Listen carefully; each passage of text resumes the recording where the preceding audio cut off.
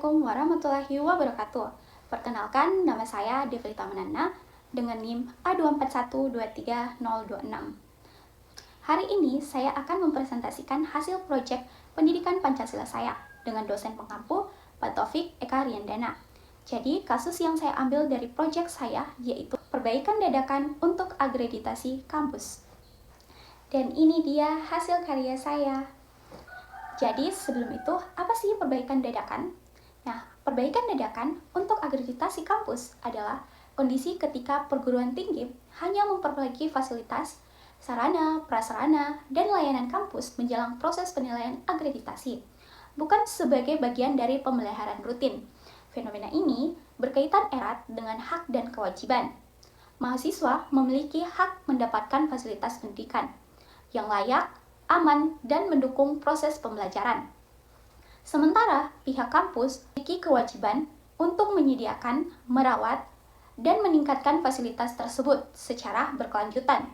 Ketika perbaikan hanya dilakukan secara mendadak demi kepentingan penilaian akreditasi, kampus gagal memenuhi kewajiban berkelanjutan tersebut, sehingga hak mahasiswa hanya terpenuhi secara sementara dan tidak konsisten.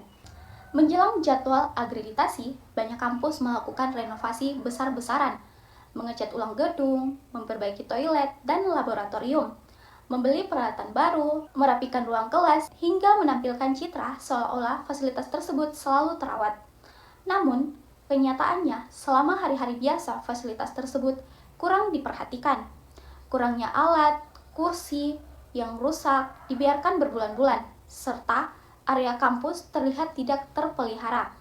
Ketika asesor akreditasi datang, kampus terlihat tertata, rapi. Tetapi kondisi ini sering tidak mencerminkan keadaan sebenarnya yang dialami mahasiswa sepanjang tahun.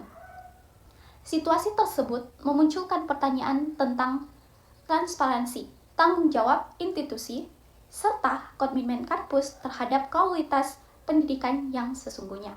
Apa sih penyebab utama perbaikan dadakan di kampus? Yang pertama, manajemen anggaran yang tidak terencana, sehingga dana pemeliharaan fasilitas hanya digunakan ketika sudah mendekati tengah akreditasi. Selain itu, terdapat tekanan institusional untuk memperoleh nilai akreditasi tinggi demi reputasi kampus, sehingga pihak kampus lebih fokus pada citra sesaat dibanding pemeliharaan berkelanjutan.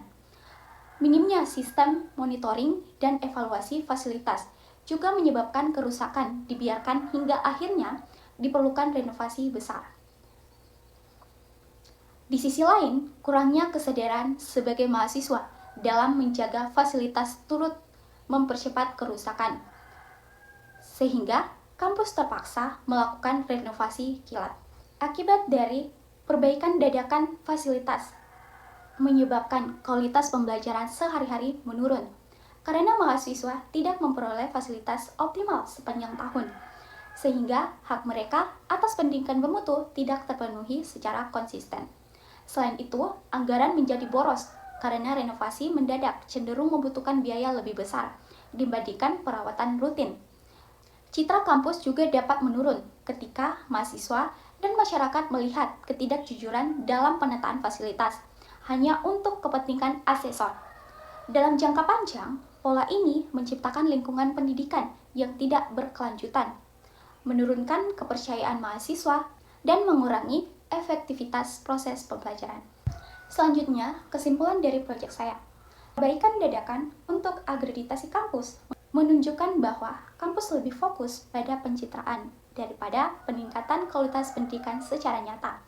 Kondisi ini menggambarkan ketidakseimbangan antara hak mahasiswa untuk memperoleh fasilitas pendidikan yang layak dan kewajiban kampus untuk menyediakan dan merawat fasilitas tersebut secara berkelanjutan. Jika budaya reaktif ini tidak diubah, kualitas pendidikan hanya akan tampak baik pada saat penilaian, tetapi tidak dirasakan secara nyata oleh mahasiswa. Oleh karena itu, diperlukan manajemen fasilitas yang terencana, transparan, dan berkelanjutan agar akreditasi tidak sekedar menjadi formalitas, melainkan benar-benar mencerminkan mutu pendidikan yang sesungguhnya. Sekian video dari saya. Wassalamualaikum warahmatullahi wabarakatuh.